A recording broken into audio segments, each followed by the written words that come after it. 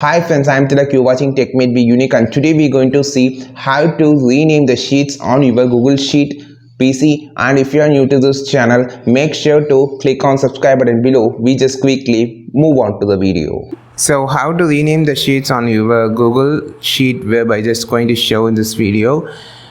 So first of all, I'm just going to click on this plus symbol to open a new document, blank document here. So I just added a more sheet, like 4 sheets. So now I just want to change the every sheet's name. So first of all, I just want to change this first sheet to as a data. So click on this drop menu and you will see an option called rename here. You just click it and just type as data. That's it.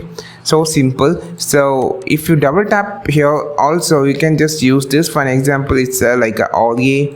You can just use double tapping and you can just change the sheet name, or you can just click on this menu to change the sheet name. This is the two ways to change the sheet name on your Google Sheet web. I think this video helped you a lot. Like this video, share this video, subscribe this channel. We will meet on next video with super valuable content. This is Tilak signing off from Tech Made Be Unique. Have a wonderful day.